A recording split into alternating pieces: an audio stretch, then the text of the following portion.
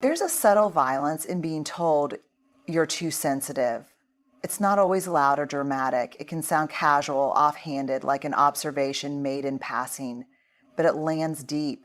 It suggests that your feelings are inconvenient, exaggerated, or worse, flawed. And if you hear it enough, you begin to believe that your heart, your empathy, and your capacity to feel deeply are not just unwelcome, but wrong. Being labeled too sensitive is rarely about your emotional state and almost always about someone else's discomfort with vulnerability. It's a defense mechanism disguised as a judgment. Because when someone can't or won't sit with their own emotional truths, they will almost always reject yours, dismissing your sensitivity as a way of saying, "I'm not willing to meet you where you are." It is emotional avoidance masquerading as feedback. Sensitivity is not a weakness. It's not fragility. It's the sharp edge of awareness. It's a finely tuned emotional radar that picks up on nuance, on the things that go unsaid, on energy shifts, on emotional undercurrents. Sensitive people are the first to notice when something feels off in a room, when a word hits differently, when a moment feels tender. But when you're in a relationship with someone who is emotionally unavailable or emotionally immature, that sensitivity becomes threatening to them. It asks them to engage, to feel, to connect. And if they're not capable of that depth, they'll shut it down by shutting you down. "You're too sensitive" is a statement used to shrink you. It doesn't just invalidate your emotions, it gaslights your intuition. It makes you question what you felt, what you saw, what you heard. Suddenly, your truth becomes negotiable. You start to replay conversations in your head, trying to figure out if you did make too much of that comment or did take it the wrong way. The more you internalize it, the smaller you become. You don't speak up as often. You water down your needs. You start bracing yourself before expressing emotion, measuring your tone, rehearsing your words, scanning the other person's face for signs of withdrawal or irritation. The tragedy is the very trait that makes you an emotionally rich, intuitive, and compassionate human being becomes something you hide. You begin apologizing for feeling deeply. You develop an internal alarm system that warns you every time you're too much. You work overtime to manage other people's emotional comfort while abandoning your own. And eventually you begin to confuse emotional suppression with emotional strength. But here's the truth no one tells you when you're busy shrinking. Sensitivity is your power. It's the part of you that still believes in connection, in meaning, in shared humanity. It's what allows you to hold space for others, to love without performance, to cry when something moves you, not because you're weak, but because you are deeply alive. To be sensitive is to be attuned, to care, to carry emotional honesty like a torch in a world that often prefers shadows.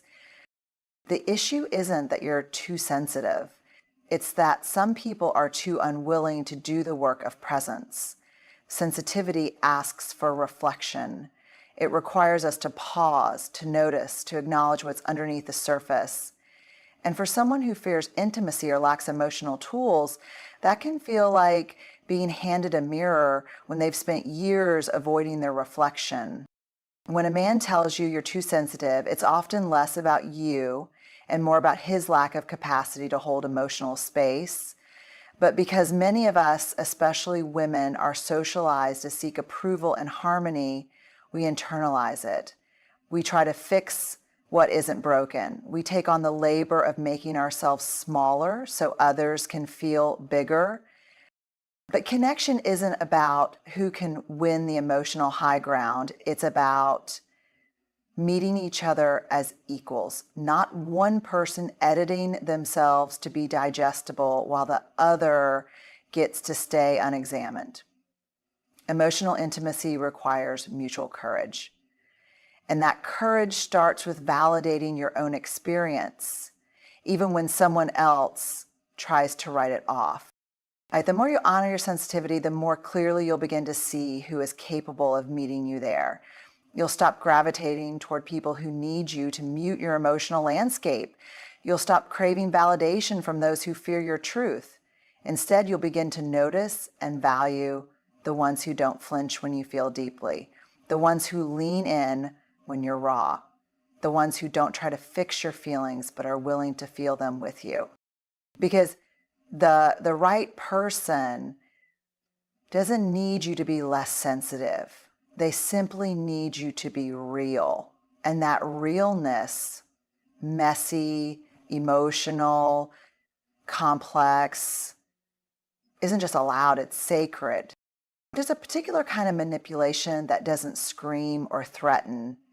It doesn't raise its voice or throw objects across a room. Instead, it shrinks into the corner of the conversation, sighs deeply, and utters words that sound like accountability, but are actually escape hatches from it. I guess I'm just a bad guy. It's a sentence that sounds like remorse, but in truth, it's a form of emotional evasion dressed in self-pity.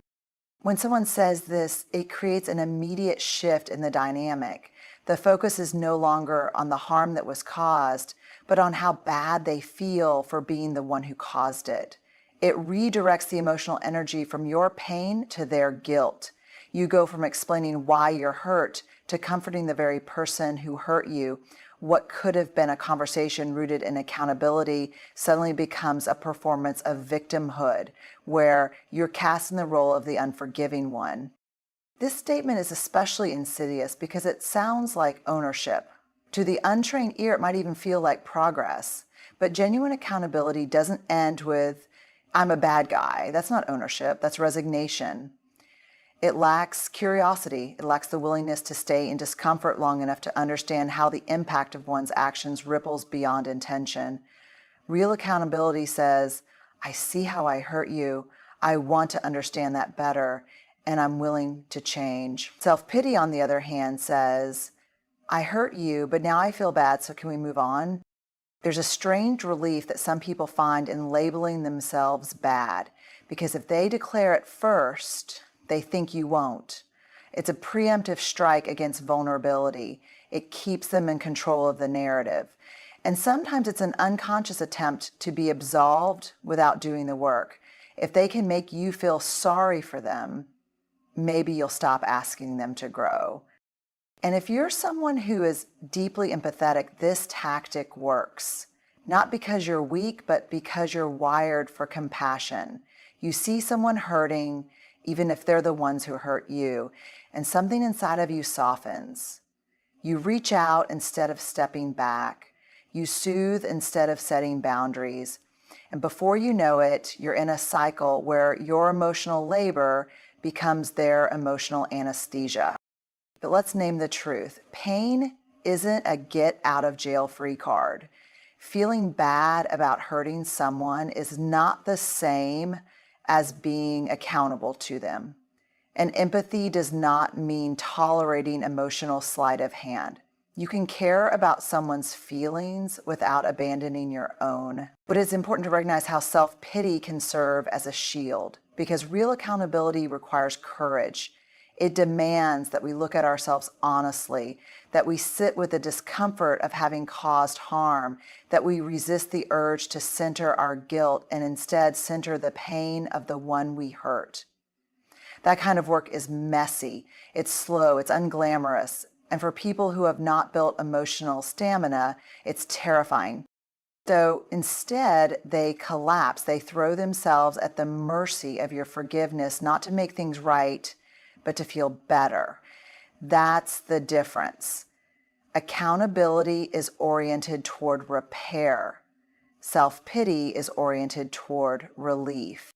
When a man says, I guess I'm just a bad guy, he's not taking responsibility. He's making your hurt about his self-image. He's hoping you'll jump in to reassure him that he's not, in fact, bad.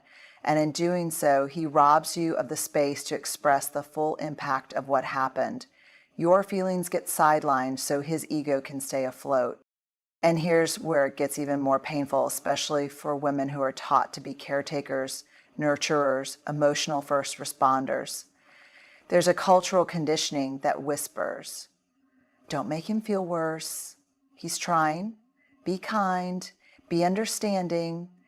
And while compassion is powerful, it becomes self-betrayal when it asks you to minimize your own pain in service of someone else's comfort.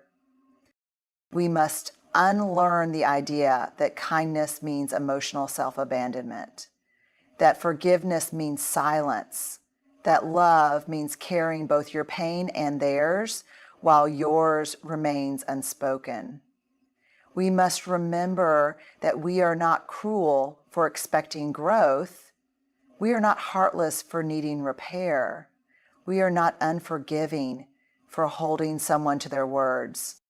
If a man is willing to say, I guess I'm just a bad guy, but unwilling to follow it up with reflection, changed behavior, and active repair, then what he's offering isn't humility. It's a way out. And no matter how tenderly it's spoken, it's still a door closing on the emotional work that healing requires. Hey, you are allowed to want more than regret. You are allowed to need more than apology-shaped deflection. You are allowed to expect a love that takes responsibility, not just for how it feels, but for what it does. It's a kind of statement that doesn't come from love, but from fear of being replaced, of losing control, of facing the possibility that someone might be better off without us. You'll never find someone like me is one of those statements. At first glance, it can sound like longing or regret, but look a little deeper and you'll see that it's not about love at all. It's about power. It's ego cloaked in vulnerability, control dressed up as sentiment. This phrase isn't a reflection of your worth, it's a reflection of theirs, or more accurately, the fear that without them, they become insignificant. It's an emotional power play, wrapped in false nostalgia and thinly veiled superiority, and it lands with impact, not because it's true, but because for a moment, you wonder if it might be. That's the hook. The insecurity it taps into is the one many people carry quietly. The fear that we are replaceable, that we won't be seen as deeply by anyone else, that what we had was as good as it gets. But let's be honest, someone who truly believes they were valuable to you doesn't need to remind you of it on their way out. That statement, "You'll never find someone like me," is rarely said with tenderness. It's not whispered with the intention of closure or comfort. It's flung like a final card in a game they didn't want to lose. It's the punctuation to a dynamic where dominance mattered more than intimacy, where being irreplaceable mattered more than being good. And often it's said, not in isolation, but after a period of emotional whiplash, mixed signals, gaslighting, passive aggression, cycles of mistreatment and apologies. It comes when you're finally finding your footing, starting to walk toward the door, and they feel the foundation of control shifting beneath them. That's when they say it. Not to honor what you shared, but to plant doubt where you've begun to find clarity. What's so deceptive about this phrase is that it carries a kind of haunting poetry. It plays like a soundtrack in your head, the good moments, the rare tenderness, the shared memories. You remember their laughter, not their cruelty. You hold on to their potential, not their patterns. And that's exactly what this statement exploits. Your memory's softness, your loyalty to what could have been. But let's break this down. You'll never find someone like me. That may very well be true. You won't find someone with their exact humor or quirks. But you also won't find someone else with their inconsistency, their inability to apologize, their habit of turning every disagreement into a referendum on your worth. And that's the part their ego hopes you forget. This phrase wants you to mourn the uniqueness of a person while ignoring the reality of how that uniqueness often came with harm. It's also worth saying this line is about them, not you. It's less about what you've lost and more about what they're losing. It's a confession in a way, a last-ditch effort to stay relevant in your emotional world, to linger in your mind long after they've stopped showing up in your life. Because if they can't be in your heart, they'll settle for haunting it. If they can't be loved by you, they'll settle for being missed. And if they can't be remembered fondly, they'll at least make sure they're remembered. But let's turn this phrase on its head. What if you don't find someone like them? What if you find someone who listens instead of lectures, who loves you with consistency instead of intensity that burns out, someone who builds safety with you instead of handing you moments of intimacy that come with a price tag of instability? What if the next person doesn't make you question your memory, your gut, your worth? That's the part they leave out. You'll never find someone like me is less a prediction and more a warning meant to bind you to what you know so you don't risk finding something better. It's not about your future. It's about their fear of being in your past. And if you've heard this phrase, especially after setting a boundary or walking away, remember this. You don't need to find someone like them.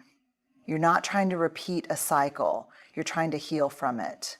You're not looking to be impressed or haunted. You're looking to be met, seen, and loved with presence. You don't need to be convinced that what you had was rare. You need to be clear about whether it was healthy. You don't need to be reminded of their uniqueness. You need to be reminded of yours.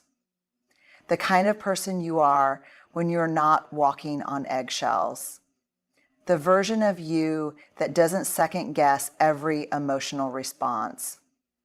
The version of you that doesn't need to shrink in order for love to stay. And if someone ever says to you, you'll never find someone like me, don't take it as truth.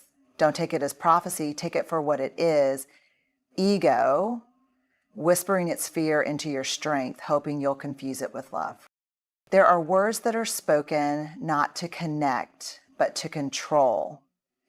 You're lucky I even put up with you is one of those words. On the surface, it masquerades as frustration, as a burst of honesty in a heated moment. But what it really is, what it always has been, is emotional weaponry. It's not said to express disappointment or to move toward healing. It's said to diminish you, to create imbalance, and to make you feel as though the very act of being loved is a favor granted rather than a mutual exchange of care. This phrase is not love. It's not commitment.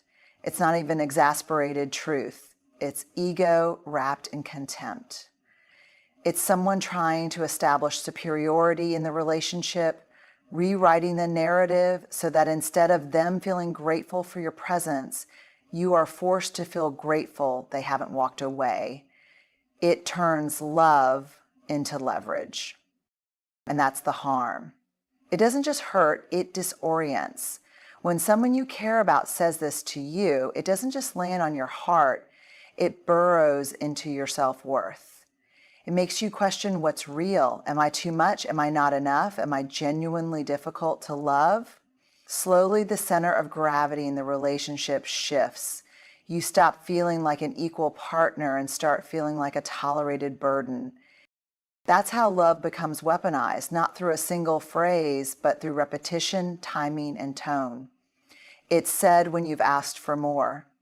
It's said when you're standing your ground. It's said when you're vulnerable, and instead of being met with compassion, you're met with correction. It becomes a reminder not of how far you've come together, but how close you supposedly are to being abandoned.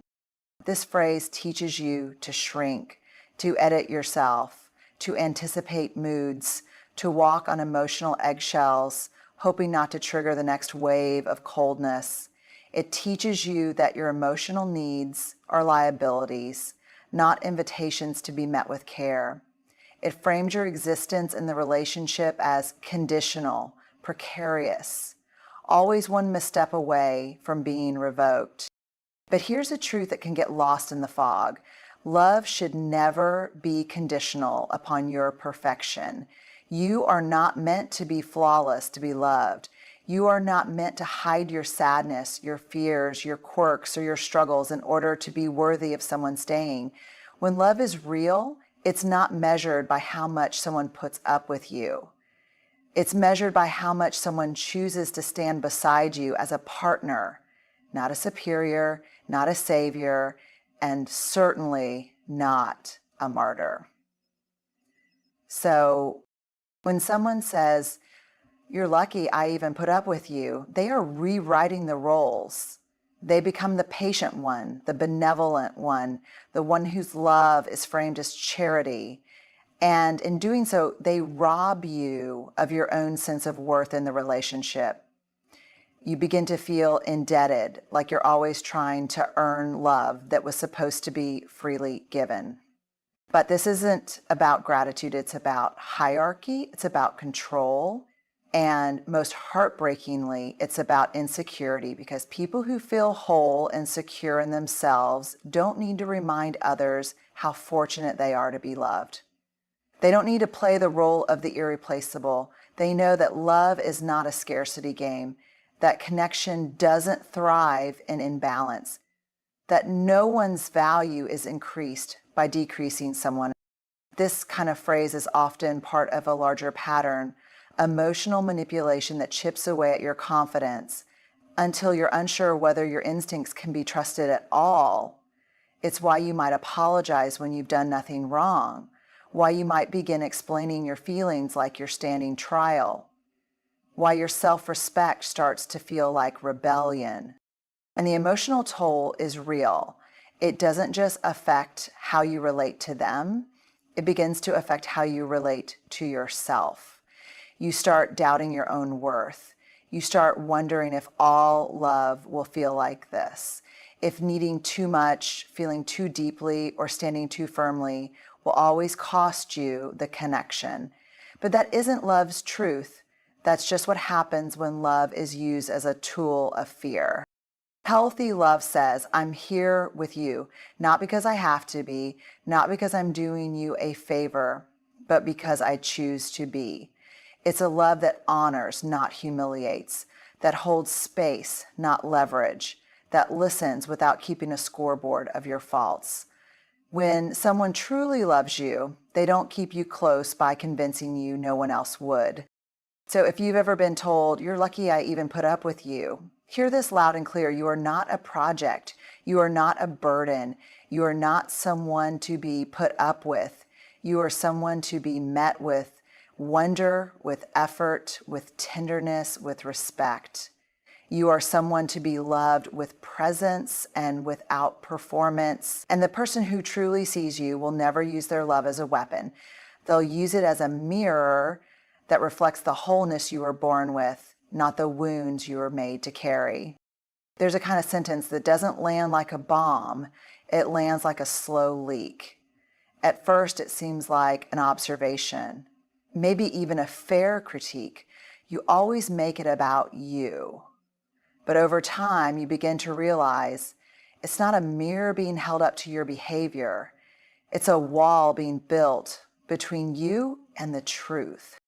This phrase is often used in moments of emotional vulnerability, when you're trying to express hurt, confusion, or longing, and instead of being met with curiosity or empathy, you're met with accusation. You're not being heard, you're being redirected, your feelings become framed as selfish, your pain gets repackaged as ego. The conversation shifts, and suddenly, the issue isn't what happened, it's you. Your tone, your timing, your intention. You walked in seeking connection, and now you're left defending your right to feel at all. At its core, "You always make it about you" is not feedback, it's deflection. It's a shield someone throws up when they feel uncomfortable, guilty, or unwilling to engage with the discomfort of another person's truth. It doesn't seek resolution, it seeks escape. It says, "Let's not look at my actions, let's interrogate your reactions." And in doing so, it slowly erodes trust and emotional safety. This form of emotional deflection is especially damaging because it's hard to argue with. It casts doubt without offering clarity. It silences without directly forbidding you from speaking. You're not told your feelings are invalid. You're told they're inappropriate, misplaced, self-centered. So you begin to second guess yourself.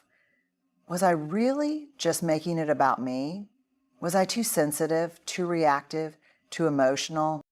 That self-doubt is where deflection does its most lasting damage, not just in the moment, but in the way it trains you to shrink. You begin to edit your feelings before expressing them. You hesitate to speak up, even when something hurts, because you anticipate the pushback.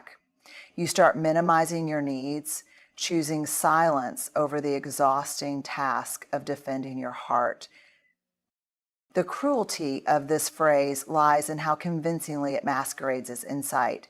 It implies that you're dominating the emotional landscape, when in reality, you're trying to plant a flag in your own. It's used to position you as the problem, when what you're often doing is something brave, telling the truth about what it feels like to be on the other end of someone else's behavior. In emotionally healthy relationships, bringing up a concern doesn't invite dismissal, it invites dialogue. There's room for both stories, both experiences, both perspectives. Emotional maturity doesn't deflect, it reflects. It listens without rushing to protect ego. It asks, tell me more, instead of what's wrong with you now? Because the goal isn't to win, the goal is to understand, to build a bridge, not a battleground. When someone consistently tells you, you always make it about you, they're often guarding themselves from the discomfort of accountability. They may not have learned how to sit with shame or guilt without becoming defensive. They may feel emotionally ill-equipped to hold space for another person's truth without making it about their own perceived failure. And instead of saying, I don't know how to handle this, they flip the script and they paint your vulnerability as selfishness, your honesty as manipulation, your pain as performance. And if you've been on the receiving end of this long enough, you begin to wonder if you're the narcissist, if you're the one who makes everything about you. That's how deep this phrase can cut. It doesn't just silence you, it causes an identity crisis. It makes you question whether your emotional needs are even valid to begin with. But here's the thing about emotional needs. They're not wrong. They're not weaknesses. They're not weapons. They are part of being human. To express sadness, fear, frustration, or longing doesn't make you selfish. It makes you honest. And honesty is not something that should be punished.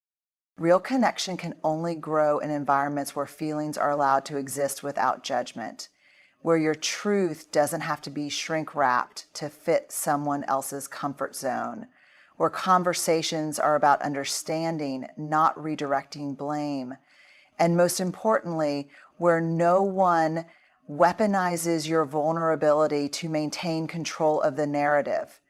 If someone consistently uses this phrase to derail connection, what they're saying is, I'd rather keep my version of the story intact than risk seeing myself in yours. It's self-protection at the cost of intimacy. It's comfort at the cost of growth. It's defensiveness dressed up as insight. But your emotions aren't a hijacking of the conversation. They are the conversation. Your feelings don't derail connection. They invite it. If you're told again and again that you're making it about you, pause and look at the pattern. Is there space for your truth? Is your pain met with curiosity or contempt? Is your voice being heard or just managed? Because you deserve more than a relationship where your deepest feelings are treated like distractions. You deserve to be with someone who sees your emotional expression not as an inconvenience, but as an opportunity to know you more fully, to love you more honestly, and to walk with you more closely. You're overreacting. It's one of those phrases that doesn't scream, it whispers. It doesn't come at you head on, it slides under your skin. And the damage it does isn't always immediate, it's cumulative, layered, subtle. It teaches you to doubt your instincts, your feelings, your very sense of truth.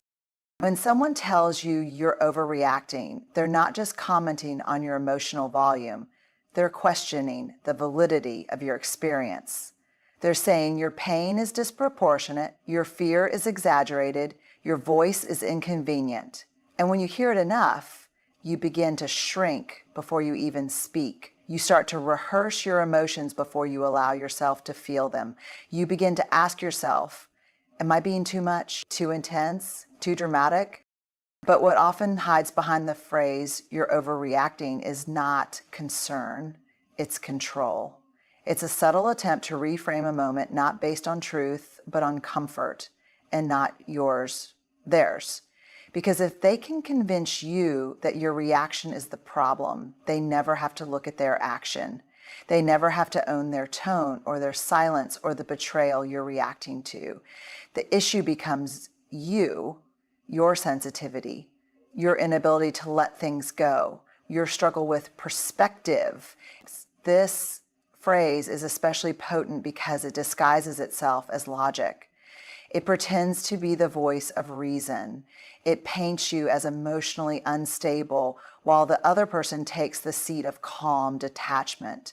And in doing so, it flips the emotional dynamic. Suddenly, the person who's hurting is the one who has to explain themselves, justify their feelings, defend their emotional integrity. This is gaslighting in its softest form, not an outright denial of events, but a distortion of the scale and legitimacy of your emotional response.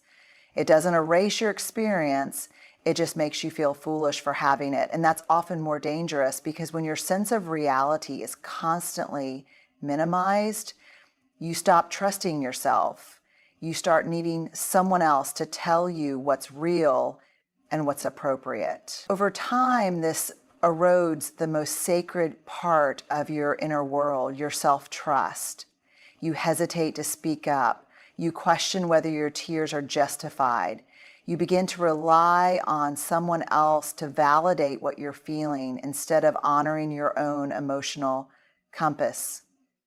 You learn to internalize someone else's discomfort as a reflection of your emotional inadequacy. But let's be honest, people don't say you're overreacting when things are fine.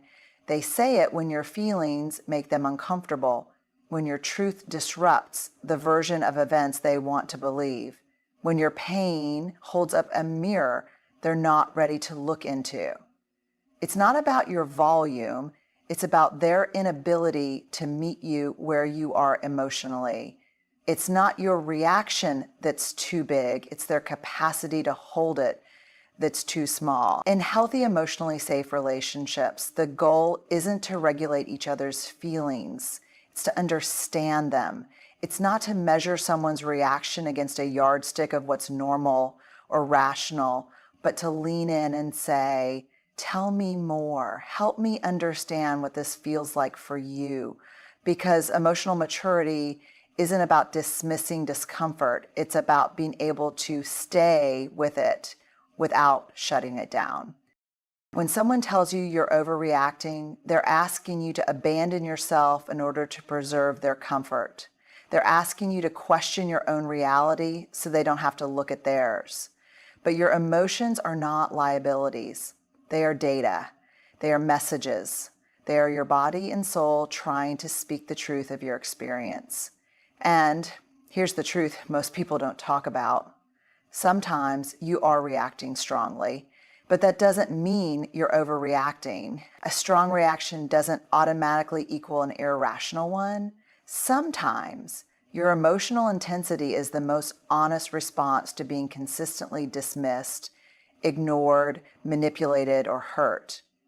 Sometimes your big emotions are the result of carrying small pains for far too long without being heard. Let's not forget, overreaction is almost always a word used by someone who doesn't want to feel the consequences of their behavior. It's rarely about helping you feel better. It's about making them feel less guilty. It's about maintaining control over the narrative. It's about preserving power. And if someone truly believes you're reacting in a way that's disproportionate, there's a radically different way to handle that, with curiosity, with care, with an open hand instead of a closed judgment. They could ask, what's going on underneath this? Or how can I support you right now? But they don't. They choose the shortcut, the shutdown, the phrase that stops conversation instead of deepening it. Because to meet you in your emotional reality requires vulnerability. It requires them to consider that they may have played a role in your pain. And not everyone is willing to go there. Not everyone is willing to lay down their armor in the presence of someone else's truth. But your truth matters. Your reactions matter, even the messy ones, even the ones you're afraid are too much. Because every emotional response you have is tethered to something real inside you, and that deserves to be honored, not managed, not mocked, not minimized. When someone constantly calls you too emotional or tells you you're overreacting, what they're really saying is, your emotional reality threatens mine. And that's not your burden to carry. That's not your truth to shrink. That's not your healing to postpone. You were never meant to be palatable. You were meant to be whole. When a person repeatedly dismisses your emotions with phrases like, you're overreacting, they aren't managing a moment, they're managing you. Not with compassion, but with control. These aren't just words, they are strategies of avoidance, tools of emotional evasion that slowly chip away at your confidence, your voice, and your trust in your own inner wisdom. But the real turning point, the quiet revolution, comes when you start to hear those words and they no longer land the way they used to. When you no longer contort yourself to fit into someone else's comfort zone. When you realize that emotional depth is not a flaw to be corrected, but a strength to be protected. Your sensitivity is not a liability. It is not something to be defended, debated, or diminished. It is your insight, your signal, your sacred truth. And when you reclaim the authority of your own emotional experience, when you stop outsourcing your reality to someone else's judgment, you begin to rise in a way that no one can reduce. You return to yourself fully, fiercely, without apology.